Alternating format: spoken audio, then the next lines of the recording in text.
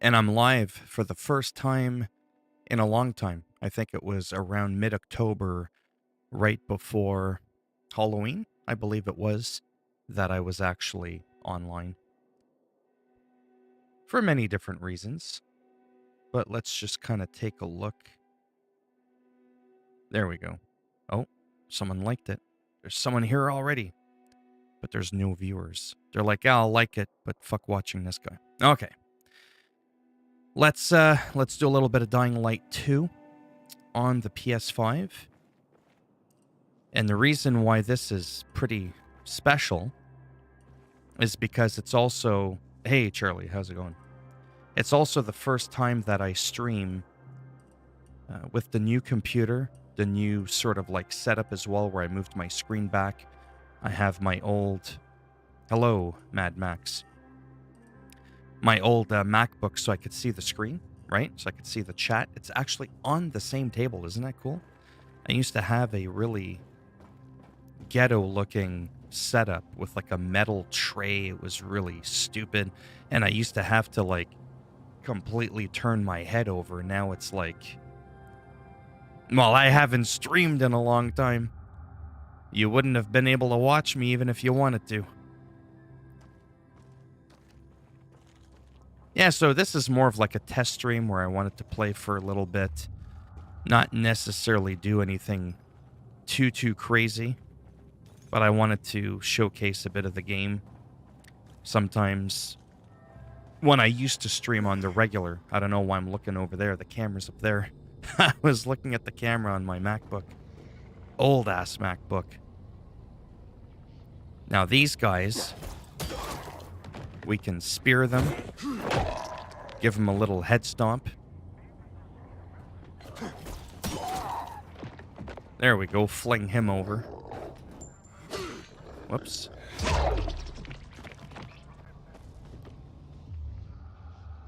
Now I'm going somewhere tough. So during the night, I have to talk about... the game as if... I'm near the GRE lab. You don't know anything about the game? You'll learn everything from the recording. Oh, just what we want. I'll look at the chat in just a second there. Oh, great.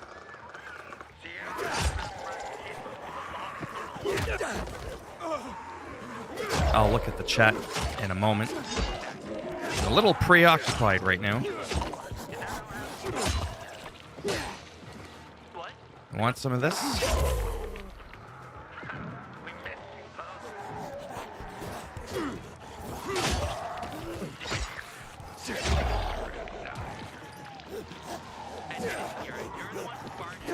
What's really annoying... Well, they're just so fast. There's so many of them. A perk I wish you could have in the game...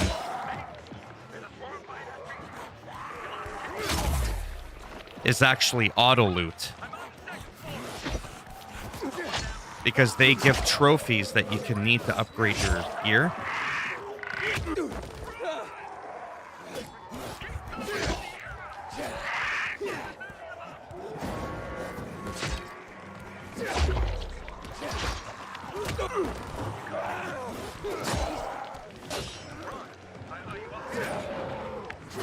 There we go.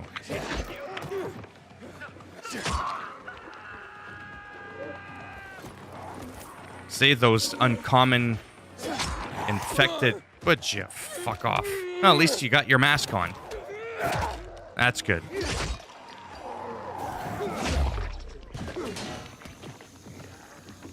Oh, no, no, no.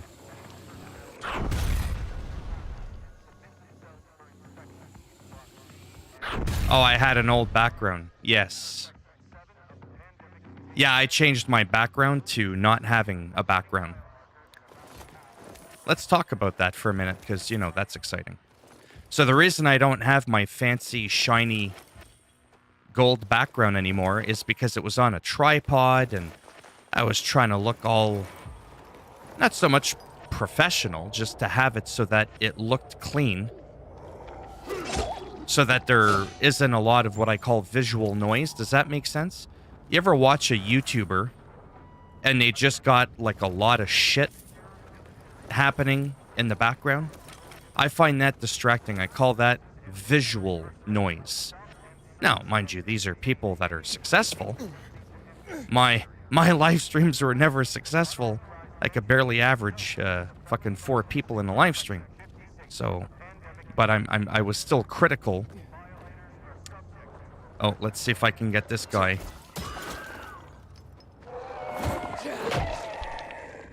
Oh, he almost started it. Sorry, I'll be a lot calmer once I can get to the top of this building here.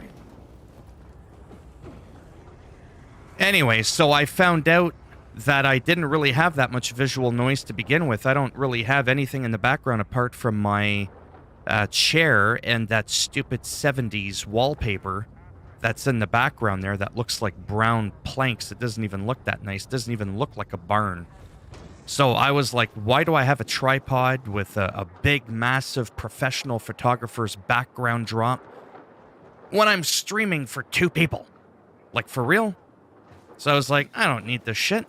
So I got rid of it, and I got the whole back of my room. I got my bearded dragon, you know, all that shit, my isopods. I can actually walk to my window so I can look out my window. Couldn't do that before because I had that stupid background drop. So that's why I dropped the background drop. Yeah, that's why I did that. What games do you play now? I like YouTubers that have nice looking backgrounds. But I don't like it when it's too much. Right. Yeah. I was like, yeah, my background's not nice, but it's not cluttered. And we're zoomed into my face because I'm the one that's talking, not the wall or my pictures or, you know, my stupid little Skylanders figurines. I mean, there's some people that purposely zoom out their cameras so that you could see more of their background and it looks more like a, you know, like a news broadcaster's kind of table, you know, like where it looks all clean and stuff. There's nothing wrong with that. I'm just being honest that that's not my style. I like something that's usually like just one color, not much going on in the background, because that's what I would want looking for another YouTuber. I wouldn't want to see all that cluttered shit. If I'm going to watch someone, I want to see their facial expression, whatever, whether they're funny or not. It doesn't even matter, right? It's like when I talk to someone on the phone, the odd time that I do that, I would prefer to see the person, right, than just hear them.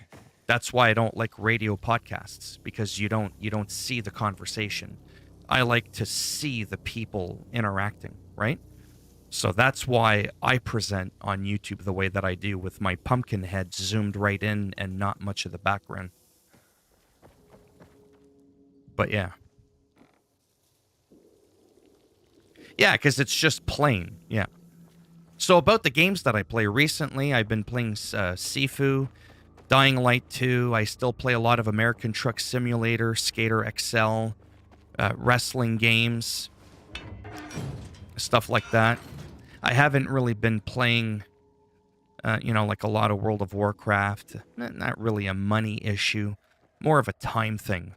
So many games keep coming out. I've been playing the guitar a lot more seriously. Been working out, all that kind of stuff. World of Warcraft is still in my heart, like one of my #1 games ever. And I mean, I'm probably still going to eventually go back to it. Maybe someday. It's just such a time sink. What have you been playing? Anybody that's in here, have you guys been playing Dying Light 2? Been a while since I went into your live. Hey, Wolfie, how's it going? Hello. Oh, Milkshake. How you doing? Still shaking the milk. Don't ask me what that was supposed to mean. But yeah, it's been a while since you've watched me, because it's been 4 months since I've live streamed, and before that it had been like another 4 months before that. The last time I streamed regularly was last June, July. By July, I was starting to stream once a week instead of once a day or twice a day in some cases. Because it was that whole thing where, sometimes you got to be humble, which I've always been humble. You got to recognize when you've got something and when you don't got something. And my YouTube channel, to, brag for a minute, I average over 200,000 views a month on my channel. I get on average close to 250,000 views a month. But the amount of views I was getting in my live streams were shit. And I knew that. I was never blind to that. Trust me, I could see the number 1 or 2 or 3 people that are watching me in my live streams. And that doesn't always necessarily reflect that you don't have what it takes to be a streamer. It doesn't even mean that you don't have the personality. It just could mean that you're just, do you know what I mean? That you just don't have it in the time that you're doing it. Because I've watched other streamers that get like 500 people a stream. And I'm like, bitch, trust me. I got at least half of what this motherfucker has. But I ain't got no 250 people in my stream. So something went orange there. Oh, thank you very much. Abu Gamers is back. Haven't been in a stream in a long time. How you doing? I've wanted to play it, so you wanted to play it. You've been playing Apex, some DC Universe. I've been watching the videos, not the streams. Nice. I don't know how long I'll be around for today. Long time no see, eh? I plan on getting an RTX 3050 1080p for 250 when it comes out.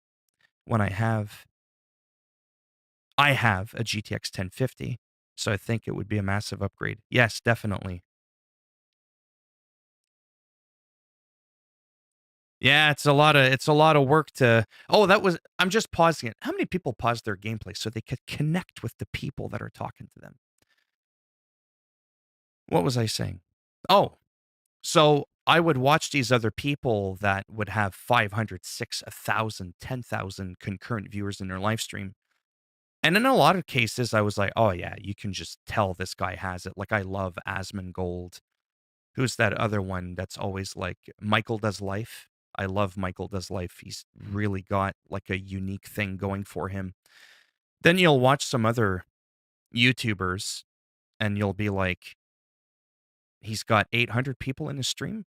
I barely got 8 people in my stream. And then you start comparing, what does this guy have that I don't have? And in a lot of cases, I wasn't really missing anything. I just simply didn't have 2-3 million subscribers. And then when you worked out the ratio, like the percentage of their 3 million people that were watching them, even though they had like 1,000, 2,000, 3,000 people in their stream, that was equivalent to my pissant with 14,000 subs at the time having 6, 7, 8 people. So proportionately, incrementally, I had as many people in my stream than they did, if that made any sense. So that made me feel better. But sometimes you just got to know that how you perform on YouTube isn't always necessarily a reflection of how good or poor you're doing. You can be a superstar millionaire, doesn't mean you're special, and you could be a guy that barely pulls in 2 digits in a live stream, and the guy could be, or the girl, whatever, could be really good. It's just the way it is. So that's why it took a while for me to realize that, because after I streamed for almost a year straight, 7 days a week, sometimes 2, 3 times a day, barely getting any improvements. I never saw barely ever 2 digits in my live stream. It was very rare. I didn't let it get to me. Really, you can't let it get to you. And the proof of that it didn't get to me is I did it for a whole year and then some. I think it was a year and a half. But then I tapered off and I didn't really do much streaming because it was mentally draining to keep up with all the uploads, the video game updates that nobody else talks about, re-reviewing games after they've been updated, because a lot of reviewers on YouTube review a game, and what do? Well, they review it before sometimes the day 1 patch comes out. This game right here, Dying Light 2, is an absolute clusterfuck of a game. See, I went backwards now because I got distracted. This game was horrible without a day 1 patch. This game was absolutely almost Cyberpunk 2077 broken when it came out. But after the day 1 patch, it was great. But then there's some people that reviewed the game. Oh, it's trash. We've got another Cyberpunk fiasco on our hands. But then the day 1 patch comes out, everybody's playing it, and they're like, I'm not seeing the problems that you had. Great. Because that day one patch fixed over 1,000 bug fixes. 1,000. So, you see that? That's why you got to be careful with the reviews that you watch. It doesn't mean that they're not reliable, but you have to be careful with that. So I was trying to do a weird fill in the gap with some of the more popular games and try to keep up with their evolution to see how they're progressing, like Cyberpunk. Speaking of the devil, that game I play on my PlayStation 5, and I'm not going to lie, it plays really fucking good. Like, wow, it's very playable. All right, let me look at the chat really quick. I've currently been working on a game project I plan on publishing once I get the coding done. That's why I haven't been here in a while. Well, you wouldn't have missed anything because I haven't been here. Live streaming. Sorry. Okay, Abu Gamers, do you think Dying Light 2 is good? I like it a lot. I love this game a lot, but if you know anything about Dying Light 1, let me start off with that. Have you ever played Dying Light 1?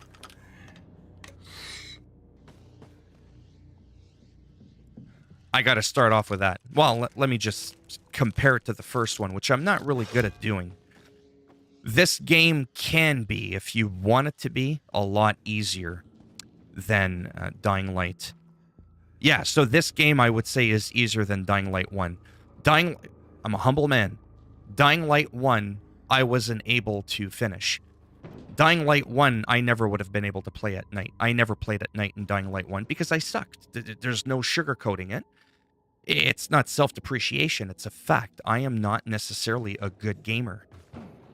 That's just the reality. I'm good at World of Warcraft, but I also have like 60,000 plus hours in the fucking game.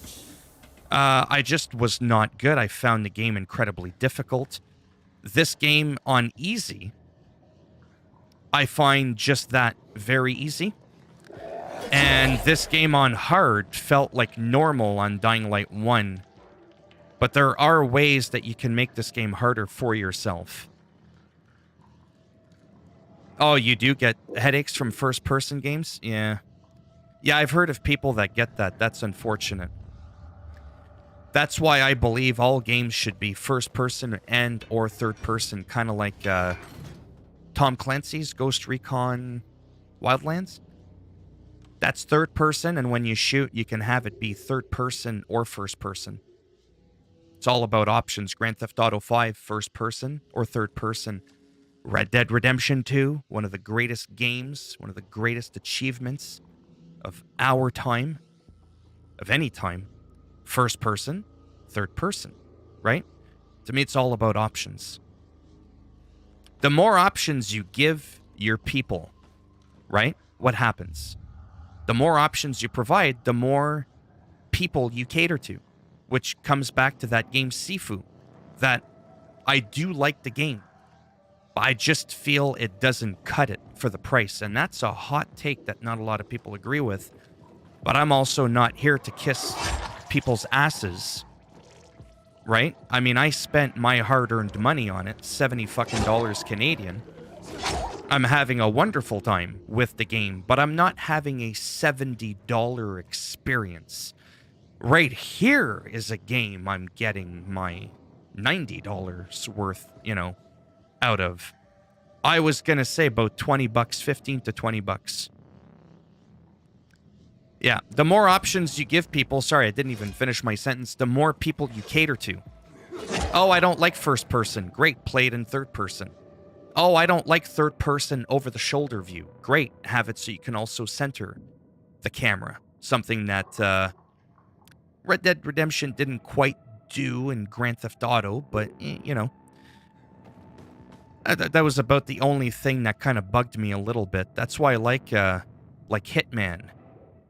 You're in the middle, you're walking, and then when you shoot, they nicely angle you so that you could see the arm, you could see the weapon. There's some games that do third person so poorly that when you shoot, you can't even see the weapon you're holding. Is this a pistol? Am I fucking holding an AK-47? Because the guy's shoulders all like flared out. You can't even tell what the hell he's holding. So Hitman, for example, is a game that's done well with the off to the side view when you're in the middle of a gunfight. Same thing with Batman. Batman games are great. Why? I'll tell you why. Because you walk off to the side, so you can get a like a better, clearer view in the middle. But as soon as you go to fight, your character's dead center in the middle of the fucking screen. I never understood this shit with having a character off to the side. Like in Watch Dogs. Why is my dude to the left? You're getting an almost isometric view when you're fighting anyways, because you're kind of like back a little bit. You can clearly see everything around you. I don't know. There's some things that don't make sense to me. But all in all, Sifu could have done a lot more for the money that you're getting. I sadly can't add third person to my project, right, to do hitbox sizes. Yeah, being in the way of reticle. So I have to make it first person. I played the game on PC. You did, yeah, with the trainer. I watched it, and I finished it in an hour. Try playing Uncharted. That's right, Ghost of Tsushima, God of War. Right. And even... That's right. Yeah. And then I threw a curveball, but it made sense. The only game that seems to be able to be allowed to get away with only a couple of hours of gameplay, because we all know that you can't do it in a couple of hours unless you're fully decked out. And that is... Sorry, I'm getting distracted here. The Resident Evil franchise. So like the one in recent memory that I've watched Abu Gamer's live stream. I like when you live stream. You haven't been live streaming much. Then again, I haven't either. Anybody that's in here, I don't know if Abu Gamer still does the live streams, but they're fun. There isn't a million people. He talks to everybody. It's a good time. He plays all the same kinds of games that I do. Resident Evil 2, you can plow through in a couple of hours, but there's a reason for you to keep coming back. Oh, I want that infinite ammo.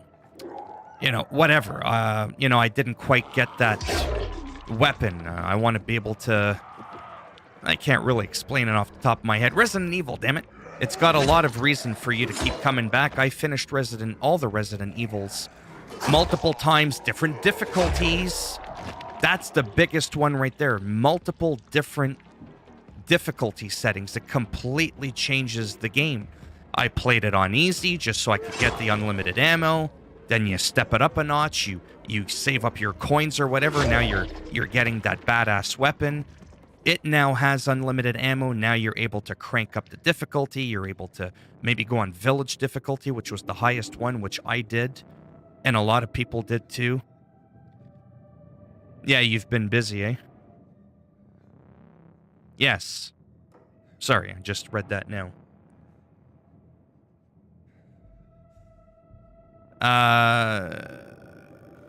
The Japanese lady. I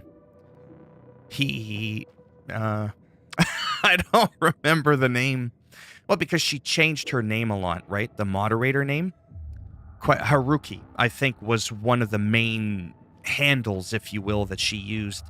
Let me try to get out of here, sorry. Let me try and speed this up here. This is just showing you what it's like inside of one of the buildings.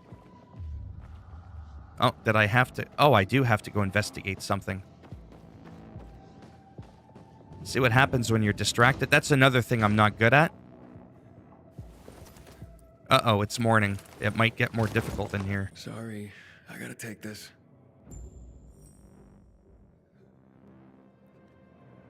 So anyhow, I wanted to stream because, well, I had the time. Didn't really have much else to do. And I was like, let's just give it a try. Because like I said, I got my new computer, the new setup. Kind of wanted to see how everything played out. Not that you're going to see a difference. It's more me. Hello, Apex. How's it going? Because my old MacBook there is kind of sitting much closer to me. I don't have to turn my head as much, like I said, in order to be able to view the chat. So that's a huge bonus. I have no idea what I'm doing. I don't do good when I'm distracted. Oh, honest to God. When I stream and I play a game like this that can require a lot of focus, I will legitimately sweat more. I'll get more bothered by my light. I'll start blinking a million miles an hour. When I'm recording gameplay and it's not live streaming, I'm a lot calmer. I never sweat. It's really funny because it gets like really intense. At least it does for me. See, now I'm confused because I never get stuck. I have to find... I think this is where I came from. So I will look at the chat in a moment. I did investigate something. I'm looking for like a magnifying glass icon. Don't forget too that when I speak, there's like a 3 or 4 second delay. So that it's ultra low latency, so that it's better with the, you know, the chat back and forth, right? That's why the graphics of some of the games I play sometimes won't be the best. It'll be a bit pixelated. Naturally, I'm sure people will clue in. It has nothing to do with the quality of the game. You can't expect to watch a live stream and watch a video game and always have it be the same quality you would have if it was on your own screen. Right? You were one tough son of a gun, weren't you?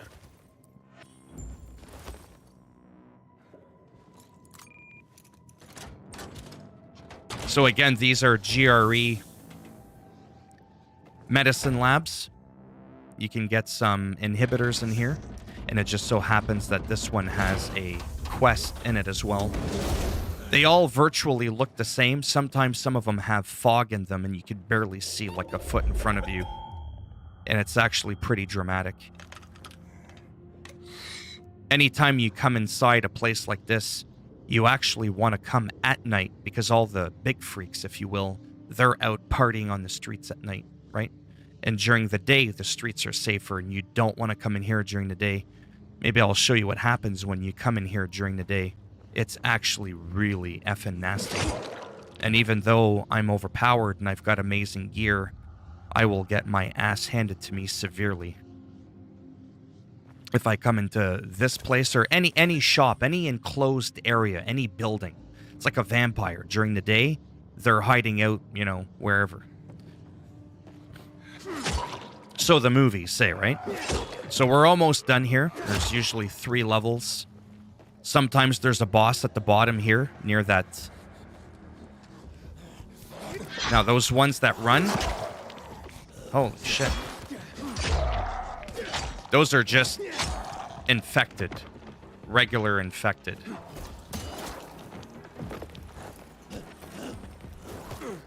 I was trying to curb stomp them, but... And if you look at my health at the top right, you'll also notice that I don't really take all that much damage, but it's also on easy.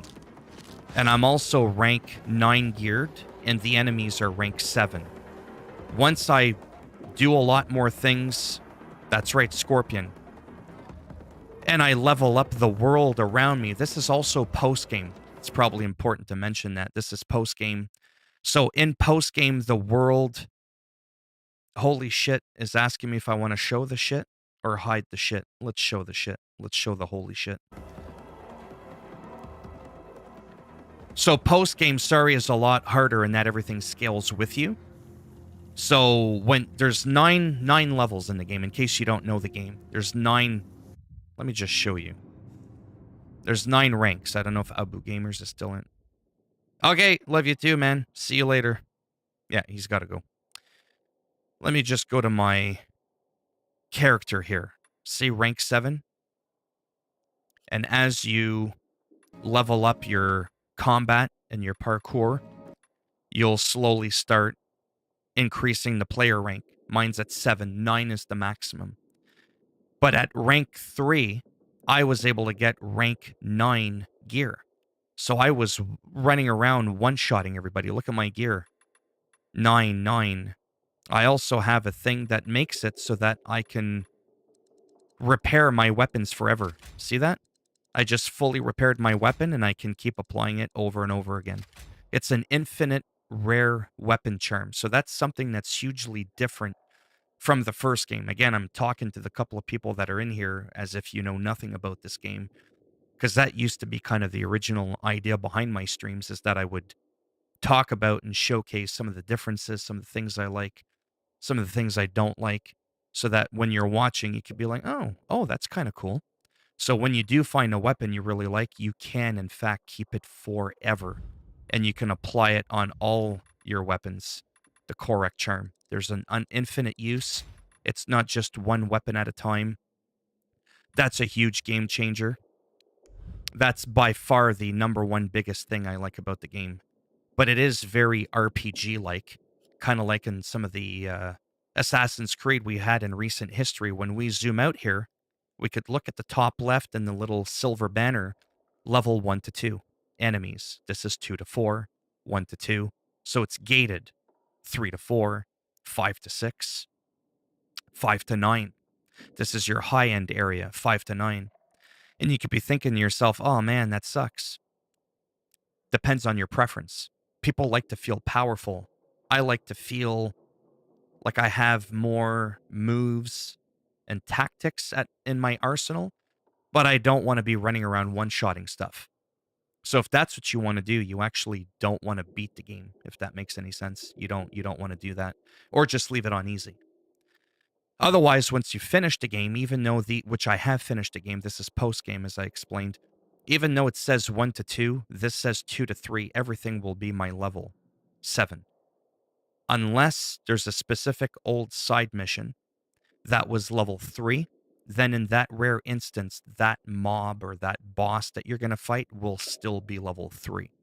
It'll still be tied to the mission. That might be an oversight. I don't know. Anyhow, sometimes there's a boss here. Well, there you go. No boss here. So, again, in this game... Jesus. Oh. Oh, well, there you go. I died. Perfect. Because it's daytime. Remember I told you those weird, freaky things come out during the day? Yeah. Here, have a beer with me. I've actually... It's warm and past its best before date, but Wow, I've actually never died it's still one of in one of those Hopkins' things greatest before. And now I actually have to go back. But I don't think that I have to redo the whole thing. So that thing that completely shredded me to pieces, by the way, is in there because it's daytime. So they're hiding out at nighttime. Yeah, it was just that one. So what I need to do in this instance so that I can finish that mission, to go back in here, I have to go to a bed. So like, let's say over here, I'm going to fast travel. You can fast travel when you unlock Subway. So that's another thing that's different than the first Dying Light. In Dying Light 1, you could fast travel, but not in the traditional sense that most people are used to. See, you even get the warning. You've entered a dark zone. Come back at night when the infected are out on the streets. The funny thing is this is actually a safe house that I took over. So why is it still giving me that warning? It's not a glitch. I call that an oversight.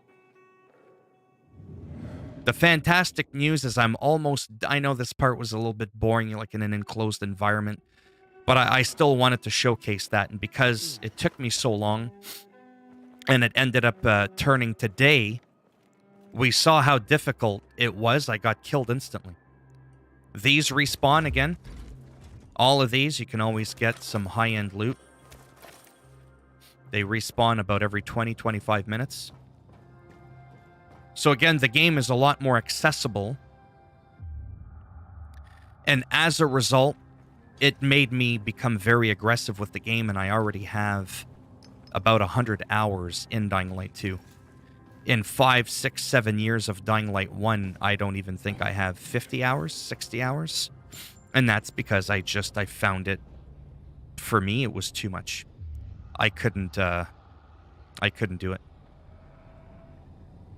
Now that it's nighttime, the streets are bad. That howler there will cause a chase. We don't want that shit.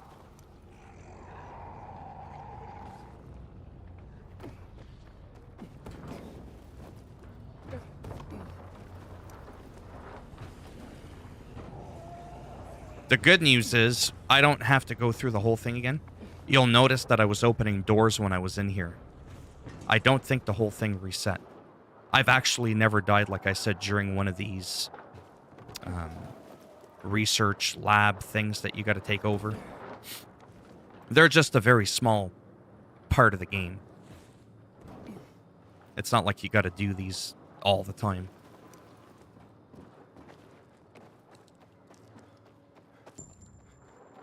But we do have to come back in from the top, from the main entrance. Now, that thing that killed me, if it was daytime, there would be one right here. See? The door's open.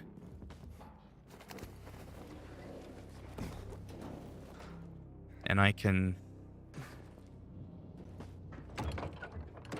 Oh, I forgot to open it. Really? Well, I was right at the bottom anyways.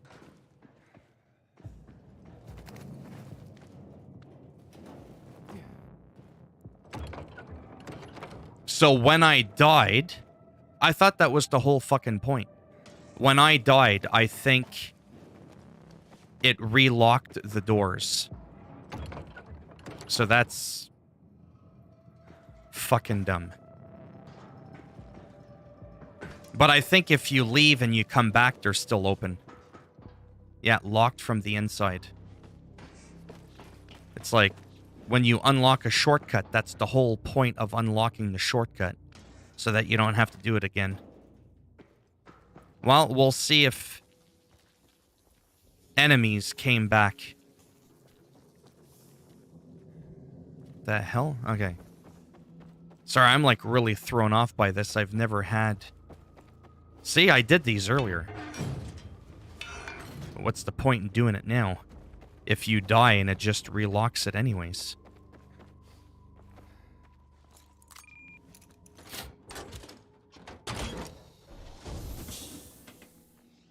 You gotta be fucking kidding me. All the enemies come back. Okay, so don't die when you go through this.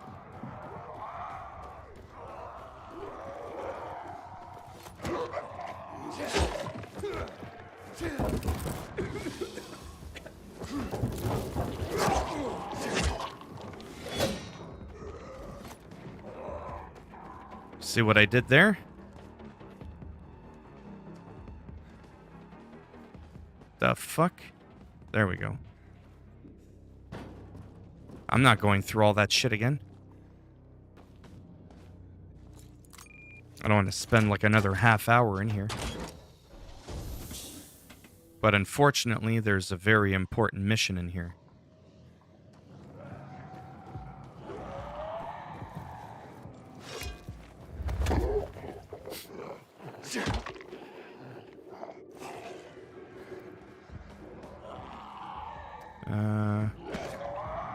Oh, you're in the fucking way.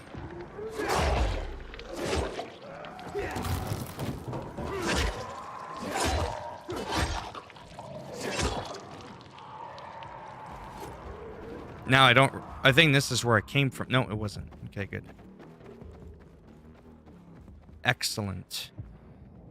I think this is the last floor already.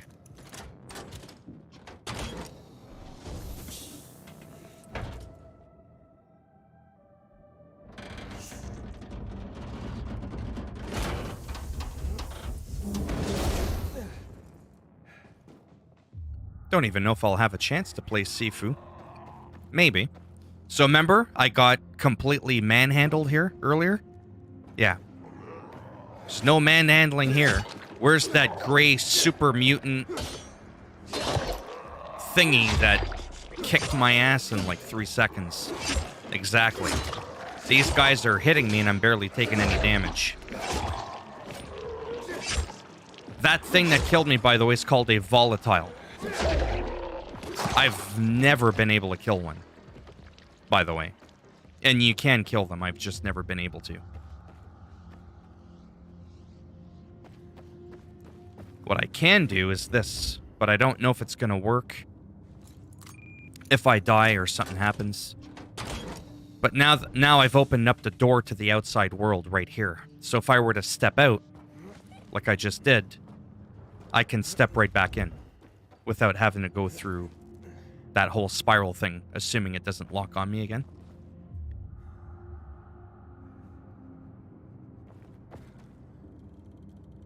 And now I have to find the last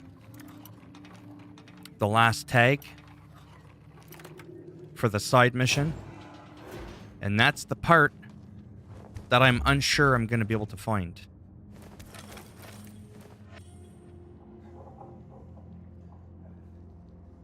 No, I used to have an Xbox. I have a Switch, PlayStation, and a computer. I used to have all the consoles. I mean, I have an old 360, but it's like it's put away. It became too many wires, too much management, too many systems.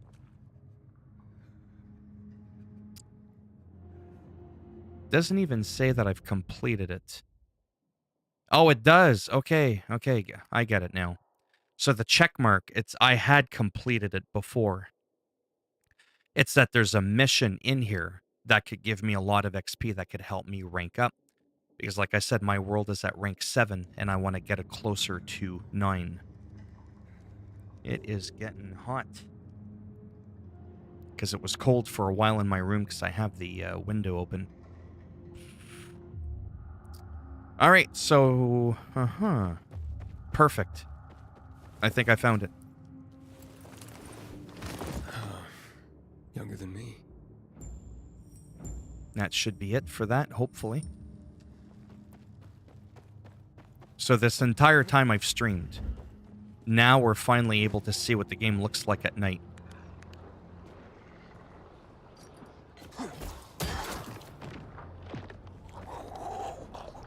Wasn't lined up properly. Was gonna curb stomp him. Again, those things with the skull, those howlers.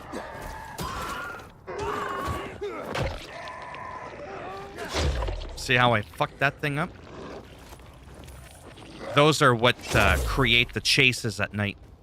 So if you've ever played Dying Light 1, you'll know how nasty nighttime is out on the streets. I wanted to show you how fairly tame it is. As long as you don't create a chase. It's not too bad. It's not overly psychotic, but again, I am playing on easy. Fine.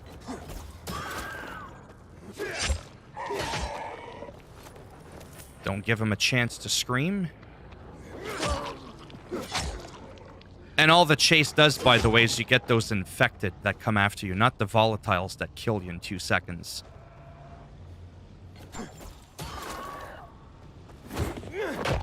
There you go. Crack its face open, it can't scream. Watch my health at the top left, I'll let this thing blow up and hit me. Barely lost any health whatsoever. And now I can fly with my paraglider. Like Zelda Breath of the Wild and other games that have a paraglider. These vents will restore my stamina. So all in all, you can see that this game is much tamer. If they add a nightmare difficulty, or if I played on hard, enemies hit harder, they have more health, you know, that kind of thing. Then obviously it would pose more of a challenge. I've got level 9 gear, they're level 7, right? So if the enemies were on the same level as me, as my gear, that would make it tougher for sure. But I still stand corrected with saying that, look at that, I'm almost flying across the entire city. So you can escape a lot of the drama, recuperate. Sounds good. Thanks for stopping by. So yeah, it's just a lot more manageable. Like I said, I think that's the proper way of saying it.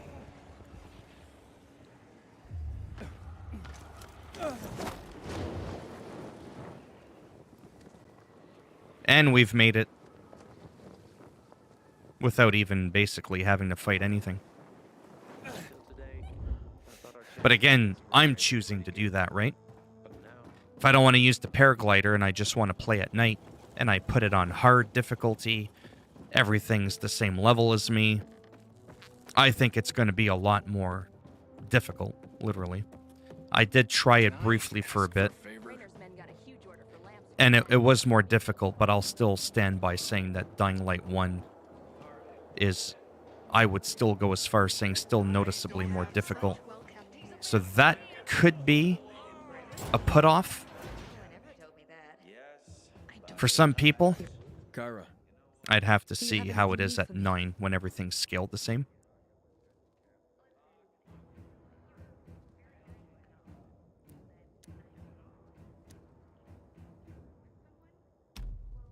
I found the dog tags of Sierra, Little Ron, and Kitty. Thank you, Pilgrim. This is for you. Pilgrim, I don't know how to thank you. The brothers from Squad 404 are reunited. Almost everyone. Thank you. Almost. I thought it... No, forget it. Now, is there anyone else? Don't waste your time. We've already looked for him. Kyra, you said yourself that we mustn't forget. One more dog tag is missing. My Leon's. The PK searched everywhere in the VNC tower. Yeah, so someone's missing. It's a side quest. It's not even like it's an important story mission or anything like that. But you got to hear his voice. One of the complaints is that Aiden, the character that you play, he's boring, his voice sucks, all these kinds of things. And I find that kind of ironic because he actually reminds me a lot of the first character that you play. I got a favor to ask. Like, even his voice sounds a bit similar. I don't know. Like I said, I've got almost 100 hours in this game, and I thought the voice acting and all that kind of stuff, the story, was really good. There were a few things I didn't like about it, but I can't explain those without spoiling the story, right? Naturally, if you're watching a live stream of someone, you're going to get some stuff spoiled. But I mean, now that it's post-game, you're not really going to get anything spoiled because there's not really much going on at all. Now it's just, like I said, cleaning up some of the side quests. And that is pretty much it. Don't want to do those. Kill the renegades. Find the chemist's son.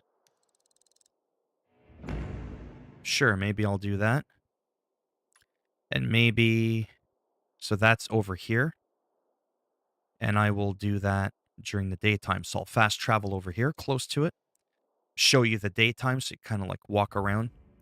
Different parts of the world will be cluttered in what seems to be pollution.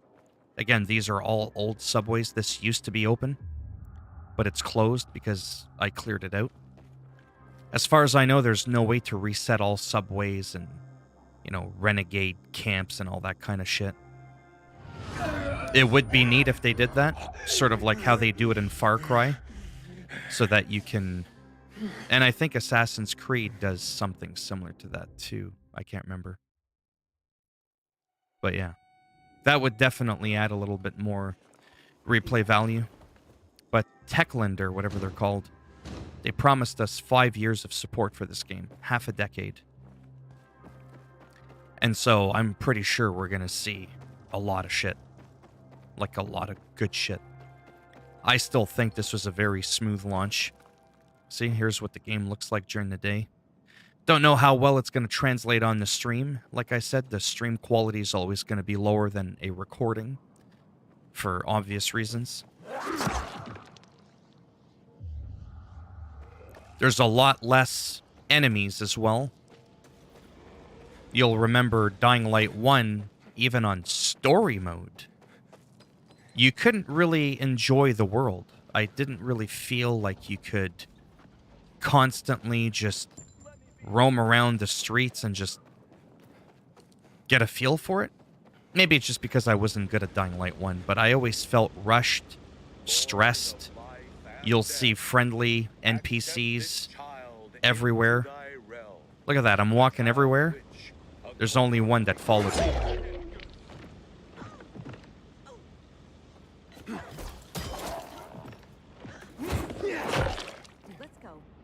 See what I mean? Try doing this in Dying Light 1. See what happens to you. I might actually stream, not today there, but maybe next time what I'll do is stream quickly some Dying Light 1. Just to kind of compare. Now he exploded. So this will attract all the infected.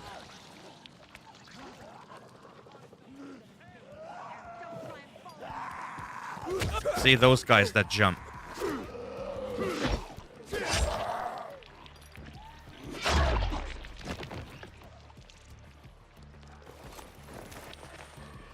And that's how you get those trophies. You can dodge out of the way, but it can be pretty tricky. You gotta get the timing just right. But I've been hit 3 or 4 times and I'm still at like 90% health. But again, on easy, right? Probably would have lost a little bit more health on hard, naturally. Not too sure how well this is going to go during the day. But we'll just see what happens.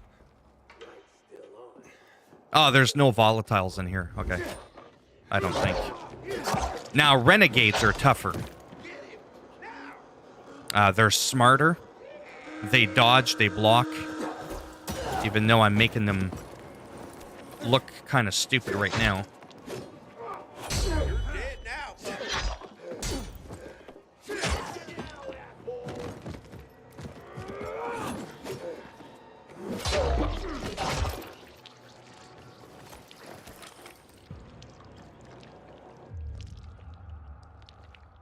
So again, this is just a side mission.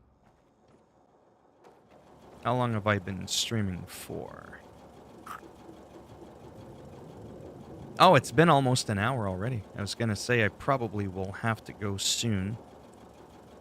For the few people that are left in here, after I'm done this, do you want to see Sifu for like 5-10 minutes? Or have you seen enough of the gameplay that you don't particularly care? Because that was my idea. I was going to stream for about a half hour, 45 minutes, just because it had been such a long time. But this mission ended up taking a lot longer than I thought it was going to.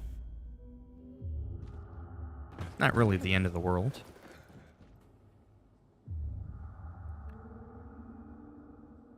The problem is...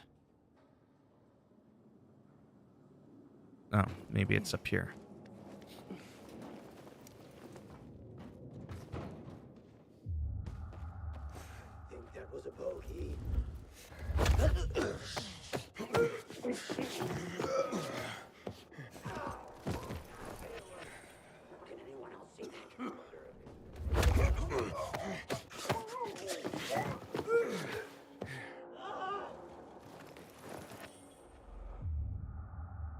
Where is that guy?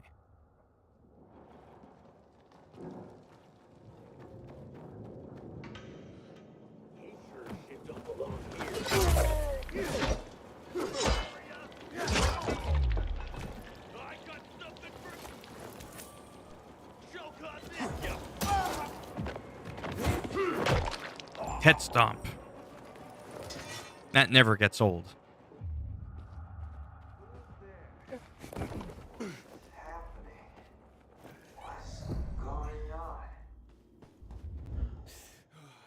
There we go. Are you all right? I'm, yeah. They injected that shit into you. Who are you? Aiden, your father sent me. Father. Dad. You're out of danger. I'll take you to him. No, What? I don't need you, Dad. Or anybody else. I'm doing fine here. Give me a needle. Hey, wait. You've got all your fingers. The bandits didn't cut one off. So it was all fake? Leave me alone. There was no kidnapping, was there? You've been tricking your own father into making you free drugs? Get out of here. How could you do that to your father? didn't want this, okay? It's stronger than me. And now what do you want? You'd rather stay here like this than be with your father? Rook, son, my boy. Finally, I've got you back. What is it, boy? Are you all right?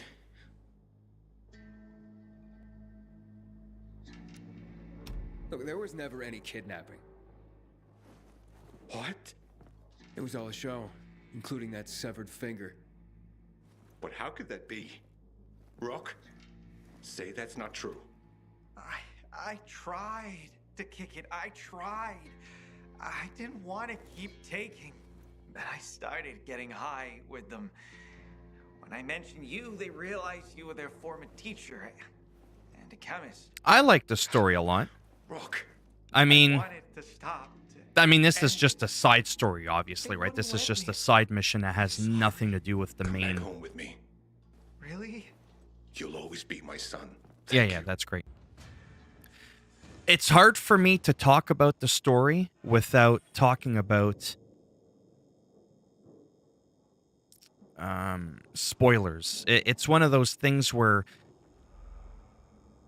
you know what I mean? I can't say anything about the story. It'll spoil stuff.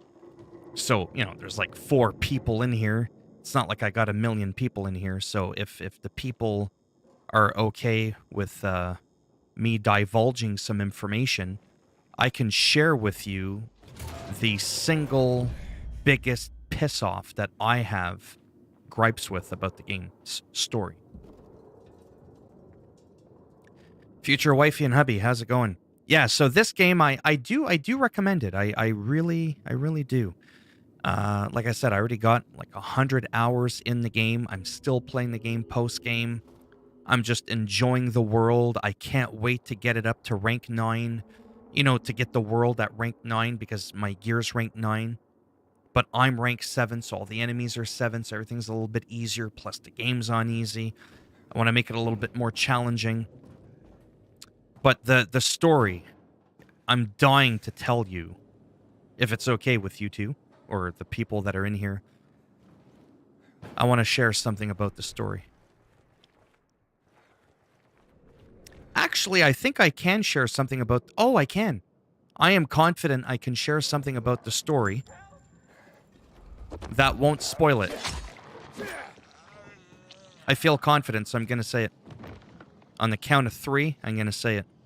1, 2, 3. Here goes the part I don't like about the story. A lot of the story, and this is made obvious by the trailer, everybody knows the main premise of the game is you're looking for your sister, Mia. Oh no, this game's not difficult. Sifu is difficult, unless you were being sarcastic. The game is on easy, and I have overpowered armor. So I can just, run around the world.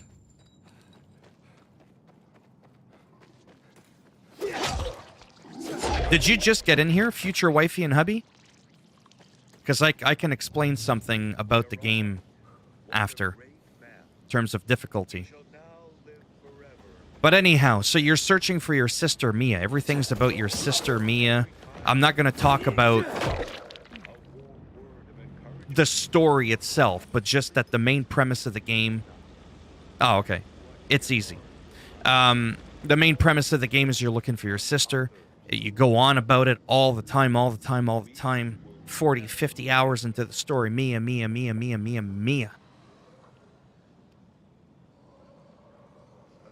Then you come to the end of the story. And without saying too much, let's just say for me, it was underwhelming. It was... Oh. All that fuss about Mia, and that's the conclusion? And then I started thinking to myself, good thing the game plays well. Good thing we can have unlimited weapons because of the Korok charm. Good thing the world is a lot more manageable, which now talks about the difficulty for future wifey and hubby. Especially during the day on easy, you can just, run into a group of people. It's not like Dying Light 1. But again, the game is on easy. I do have high-end weapons. The world hasn't scaled yet to me. You can see their level above their head, 7. So they're level 7 because, again, my player rank is 7.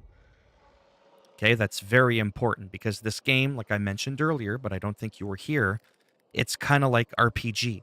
This zone is 2 to 4. Like right now, all this is post-game. Pre-post-game, so while you're playing the game, all the enemies in this section will be 1 to 2, regardless of whether you're 1, 2, 3, 4, 5, 6, 7, 8, 9. They will always be 1 to 2, so there's no level scaling. I personally hate that. However, in the post-game, everything scales to you. Everything. So even though the zones still say 1 to 2, 5 to 9, 5 to 6, 3 to 4, everything is your level. I'm 7 right now. Once I go to 8, same thing. Everything's going to be 8. All your gear is predominantly going to be 8, so everything scales with you. But because you'll have better gear, better skills, more health, that's where you feel superior. Because a lot of people don't like level scaling because they want that sense that their character's progressing. And I always argue with people, I get what you're saying. Is my game paused or... Oh, it's not. What the heck's going on there? Back the fuck up. As you get more skills, better weapons, it's going to overcompensate. Does that make sense? So even though they're the same level as you, you're going to be able to kick their ass quicker, right? And if you have old weapons around and stuff like that that aren't as strong, that do half the damage, you can right there increase your own game's difficulty so that it's more in tune to the likes of Dying Light 1. Thank you. Thanks for stopping by there, Charlie. So I do want to mention that because I do think, like I said, there are some people that are going to be put off by that. And when you play at night, it is more difficult, yes, but it's not nearly as psychotic as Dying Light 1. At least not yet. For me to make my final conclusion, my final analysis, all the enemies in the game have to be on my level of my gear, because I managed to get gear that's higher than my rank. You're generally not supposed to be able to do that. And if I play the game on hard, that should make a difference, which you can change at any time. It's not convoluted like Dying Light 1. Right here, easy, normal, hard. Simple as that. And if I back out and I put it on hard, it'll tell you a more challenging experience created with Dying Light veterans in mind. Enemies are a serious threat from the start. They deal more damage and adapt to player tactics with greater efficiency. Resource management is key, as merchants offer fewer craft parts and it's harder to find rare items during exploration. So back in the day of Dying Light 1, again, that part didn't matter. As a matter of fact, you had a better chance of finding better loot the higher the difficulty was. You were getting rewarded for that. Here, you're actually almost getting penalized, but that's because the way armor and gear in general work in this game is completely different. So let's go ahead and switch it to hard for a minute. Don't forget, though, I am overpowered. And like I said, this is the whole game map. You start the game over here. Okay, and then this is the second part of the game. All here. There's a small little section there. And this unknown area here, see all those parachutes, those sunken airdrops? Well, they respawn every 20 minutes. Okay? You could just go there and get the top gear. It doesn't matter if you're level 1, 2, 3, 4, 5, 6, 7, 8, 9. All the gear that you're going to find here in these chests are all going to be between level 7 and 9. Purple, predominantly to artifact quality gear, which is what I'm equipped with. Right here, 9, 8. What the fuck is this? Why do I have that on? I put the wrong piece on. That happens. I must have got... That's the piece I had. There we go. Anyways. What else do I got? Yeah, 8, 9. See the 9 there in gold? That's all artifact quality. You get a lot more stats. The blue one, you get 4 stats. You get 5 stats with the artifact, right? And each one of my pieces of gear have armor on them. Not all armor have a number on it. Like this one's 7, 6. It's making a liar out of me. Let me go to the gloves, for example. I've got 8. See how that one doesn't have a number even though it's an artifact? there's no armor on it. And armor is important because when you look at your gear armor, overall protection from damage granted by gear pieces. So it's possible for you to have high-end gear, all artifact, but yet have no armor on said piece. See? That one right there. No armor on it. Okay? Yes. So now I've got the game on hard, but again, my gear is 9. Look at my weapon. The main weapon that I'm using is level 9, but I'm rank 7, so all the enemies are 7. I've had rank 9 gear since I was like level 3 or 4. So I was running around the whole game one-shotting everything, and it basically broke the game.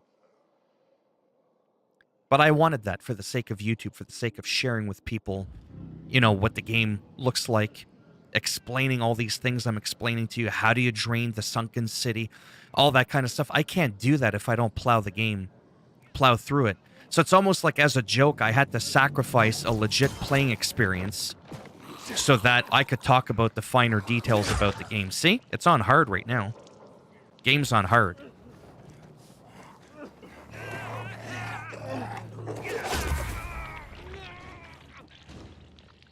I mean, that's just a regular zombie, but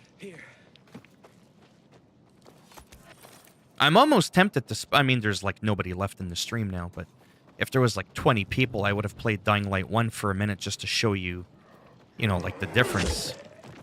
But it's on hard right now. The final thing I'm going to do before I end the stream, maybe, is I'll show you the spot where you could farm all this gear infinitely. I don't quite know if I want to play it on hard, though. Because this section really is hard. Everything's blowing up and all that kind of stuff.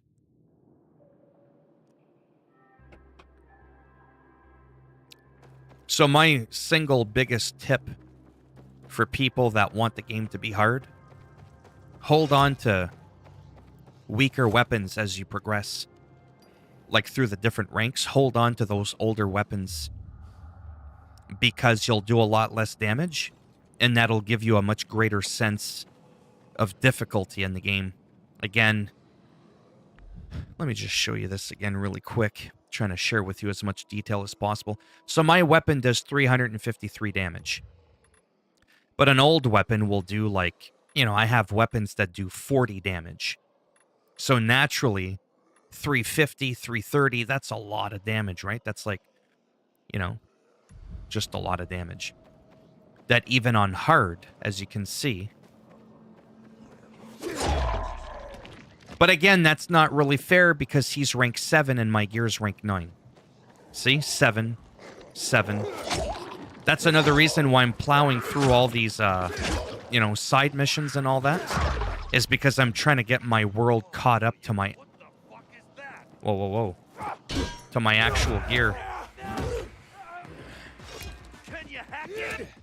Oh yeah, they do more damage.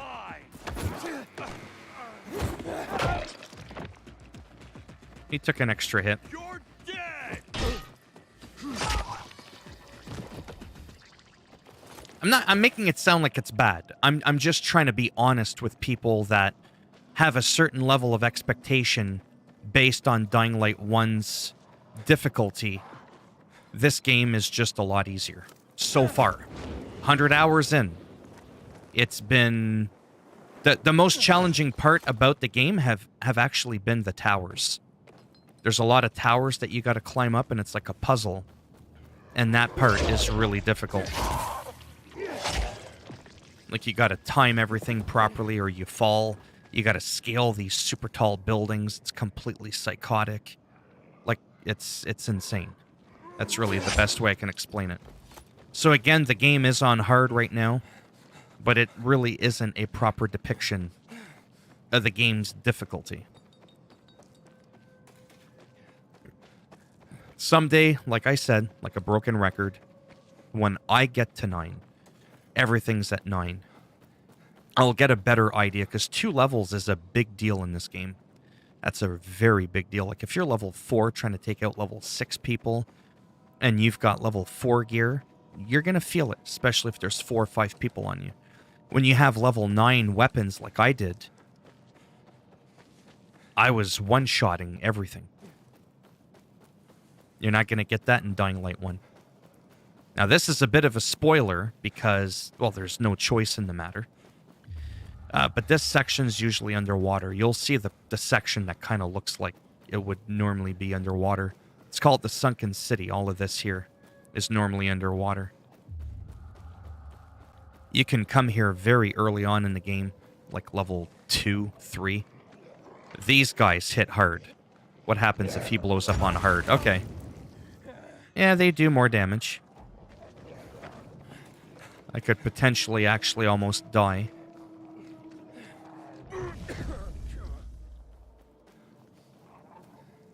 What level is this guy? Oh, he blew himself up. So that's a lot of the enemies that are in here. The ones that blow themselves up and they run at you. I was trying to see what level he was, though. Oh, he's level 7. Okay. Wow, took out his own people.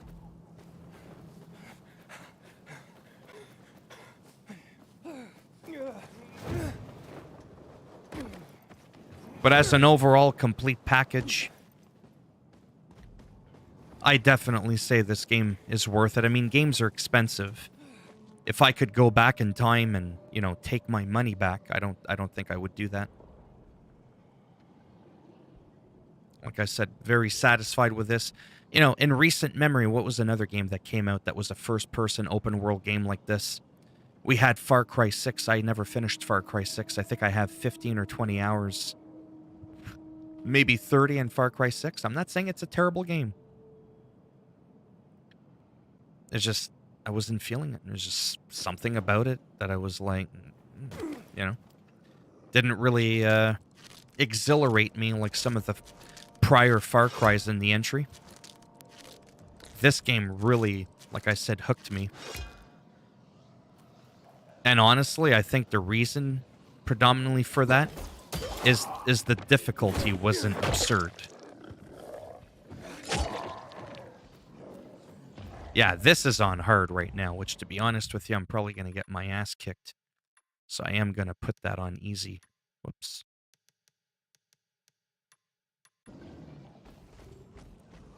So this is the part of the game that you can break it for yourself. You just run up to these, ignore him. Look, rank 9 weapon right there. I mean, it's not an artifact, but it's a rank 9 weapon. They respawn every 25 minutes. Takes about sometimes that long to do a full run. Then once you've found them, you just run back to them. You don't even have to fight anything. So this is the part right here. This is how you break the game for yourself. Make it easier, how you farm. And it was intended. They're the ones that put that in here. The, oh, would you... There we go. There you go. Fucking annoying.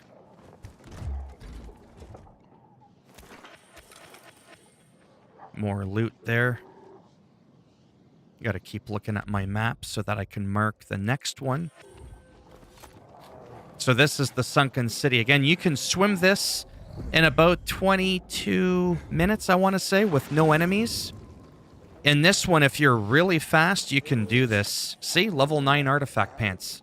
Level 9 purple fucking weapon. Like, you're seeing it live in action.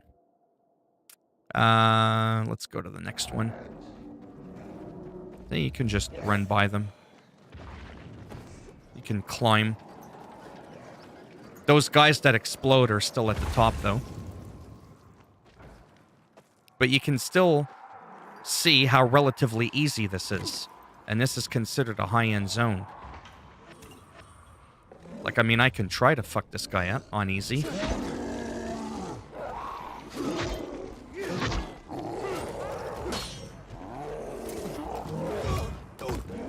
Just to kind of give you an idea.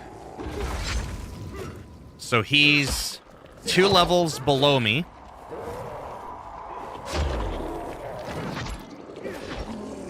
And I've got level 9 gear. Letting him hit me a little bit, you can see. Well, this guy's not helping.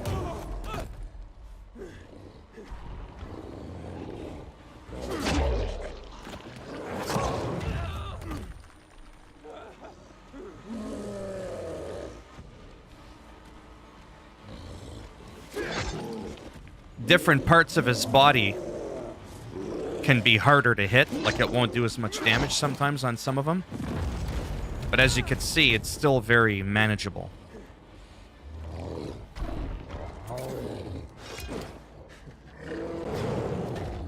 Kind of go in, couple hits, move back. He starts running, you move out of the way. Again, it's on easy though, so he's not the smartest. Remember, the tactics on hard is they'll be a little bit smarter. But as much as it takes to kill him, it's not really that big of a threat.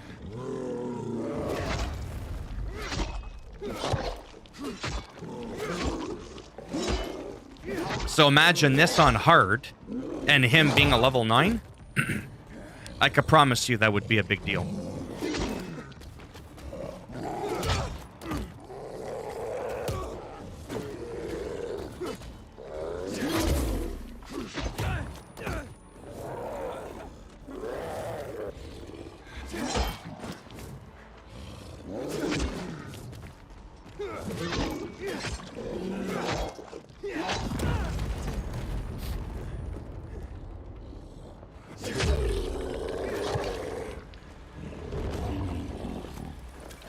So unless you're looking for infected, unique trophies, there's no real point in having to fight them because I upgraded all my Night Runner tools. This one's glitched. It doesn't respawn after the first time you loot it. But I still run towards it just in case. So as you can see, there's not really much sense in fighting them. And they do take a while. Places that wouldn't look like you would be able to climb, you would be surprised. It's like Assassin's Creed.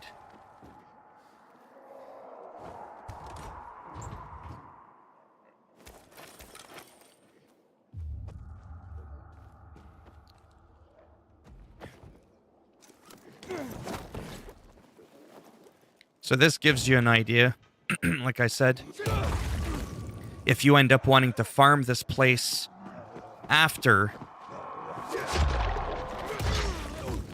you've drained the city, if you choose to do that, you can still have a good time. It's really not that overwhelming at all. See, that's the one that's glitched. It never opens up after the first time you loot it. It's the only one out of all of them that does that. But this, I think, is honestly supposed to be intended because this is considered a high-level zone. Maybe the devs weren't necessarily expecting you to get there as early as you can. Then once you go to the outside to farm the outer ones here, it's much easier.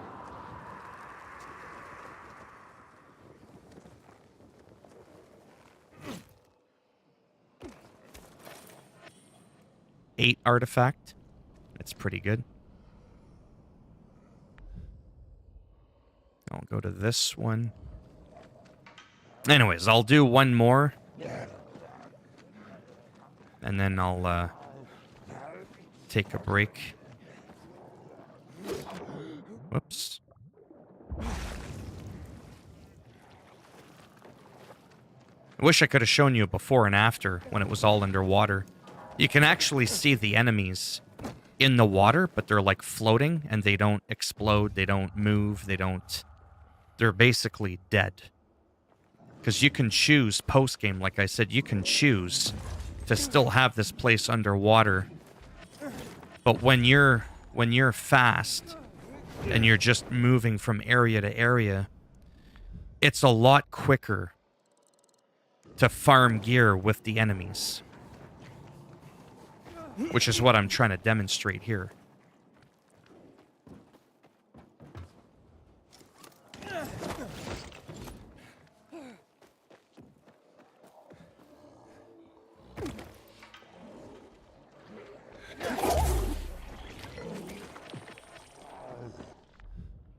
UV bars, grenades. I mean, you get a lot of goodies from looting these chests.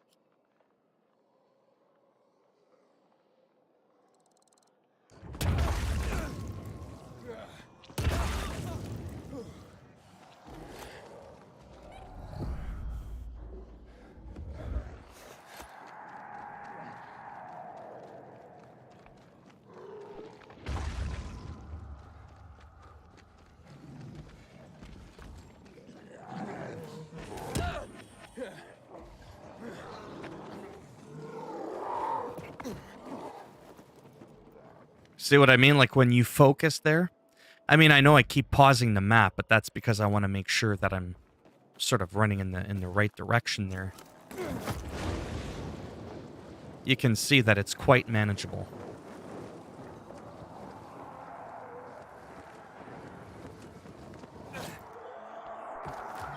Because this was one of the biggest things and biggest rumors. Oh no, once you drain the city, you play post-game, you can't still keep farming those sunken treasures. It's impossible. There's enemies and you won't be able to do it. Trust me, if I can do it, anybody can do it. Even if you put the game on easy just for the sake of farming, and then afterwards you put it on hard, whatever, just so that you can run around and get the gear. Takes about,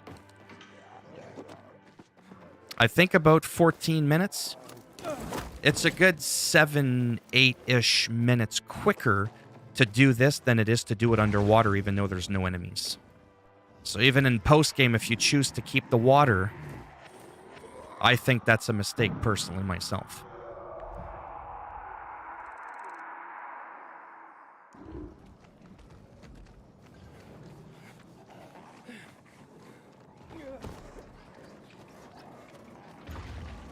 And as you can tell, is very prolific in the art of parkour. We can definitely, like I said earlier, we can definitely get around a lot easier than we could in the first game. At least from what I remember.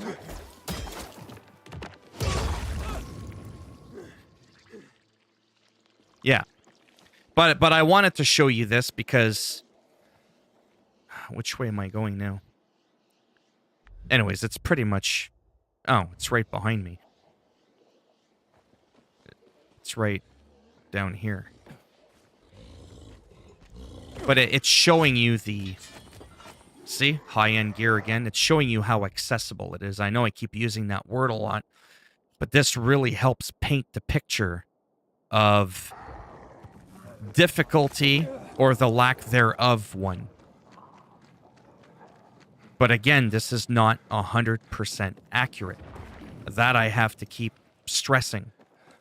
One day when I'm level 9, like I said, and they're all level 9, this one's gonna hurt.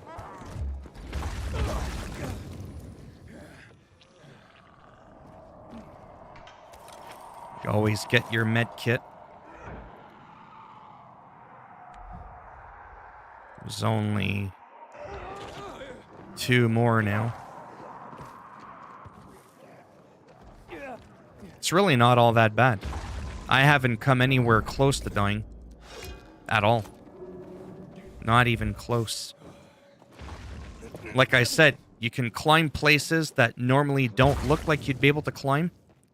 Don't sell him short. Like I said, Ezio Auditore, the Firenze, would be jealous of this guy's parkour skills. They're pretty good. So however long that took, I said I was only going to do one more, but after this one over here, this is pretty much the entire run. And again, by default, this place is underwater. That's kind of a spoiler, but It's one of those spoilers people appreciate because they get angry when they don't find out about it, because most people want to drain the water. But they do, you know... Oh, I must have looted that one. Oh, yeah, I looted that one. Yeah. Yeah, that's the whole run. Sorry, I got... Yeah, because I go here, down like that, then I go up here like that. Like this. This is the most efficient route, and then you go back here, and by the time you get back over there, and you wait 5 minutes, let the game still run. 25 minutes of real time has to go by, roughly. And then you're able to farm again. And if you stand in front of the chest, it won't work.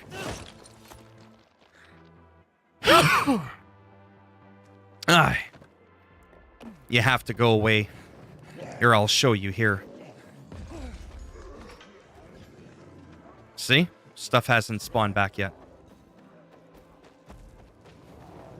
So but don't just stand parked there, even if you clear all the enemies. What I normally do is, now it's 16:30 at the bottom. 19:30 is nighttime, so it's coming close. So this is where you want to look at your gear. You know, you can look from above. You could see that first chest right there. Come in here, you're safe. This is a safe place. There's no bag. But you can fast forward to the night. Then reset it right away, bring it back to daytime. You can fast travel, do whatever. If you want to go get a cup of coffee, let's say you're like on a big farming thing, let the game run, but wait inside of this area here. Let the time tick, because nothing can come get you here. Nothing will ever come get you in a safe zone. Hence, why it's called a safe zone, right? But let that timer go by. Don't pause the menu or anything like that. And before you know it, you're able to do, like I said, another run. And that is the most efficient way to get geared in this game, whether it's post-game, or post-game. Whether the water's drained or isn't drained, it's really not an astronomical difference. Sometimes I wonder if I would prefer the water to have been filled back up. Takes a little bit longer, but you still have to wait the same time for that gear to respawn anyways. When you swim, the water's fairly clear. You can see pretty decently. It's a lot more relaxing. It takes longer, but you can't per hour farm loot any quicker. Does that make sense, right?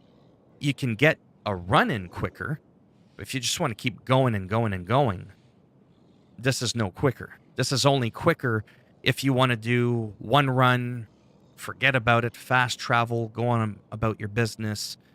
4 or 5 hours later, you want to go do another run again. Then, yeah, if you're that kind of person, I would say, drain the water. If you want to keep farming over and over and over again, keep the water. By the time you swim back to that first opened airdrop, you wait literally 3 minutes, 5 minutes, and you're good to go again.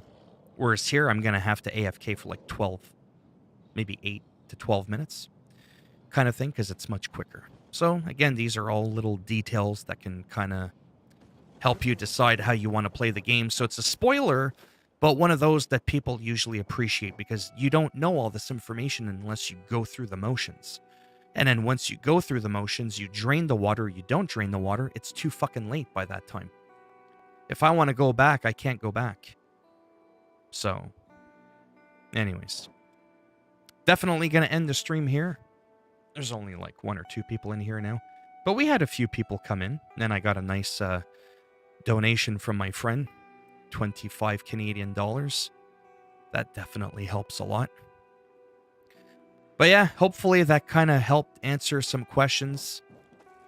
All in all, you can't really take what you saw here at full value in terms of the difficulty again, because of what I've explained 100 times. I am but rank 7, but I have gear that outranks me. So that's going to make you noticeably more powerful.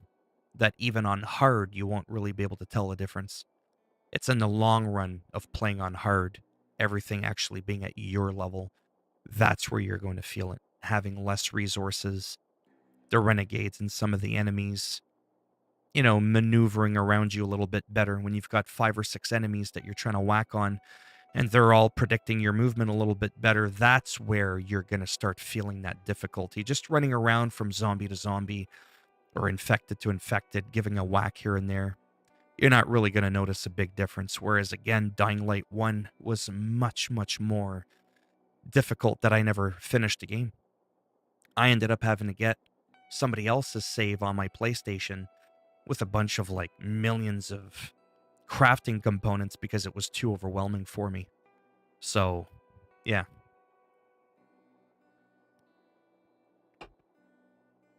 All right. Thanks for stopping by. I am dying to get out of this chair. And maybe I'll stream tomorrow. Maybe I'll start getting back into, once or twice a week on the weekends. And that's pretty much it. I don't think I'll ever want to go back to full time. Like I said, I streamed for a year and a half. I was never able to get more than 4, 5, 6 people in a stream. Then as the time goes on, it plummets down the toilet. I usually end up being alone in my own streams for the last half hour of them. So when I could be focusing on making other content for my channel that actually gets views so I can get paid. But yeah. All right. Hopefully that kind of helped a little bit decide if you should get the game or not. Maybe later, if I come back, maybe I'll do some Sifu, but we'll have to see. All right.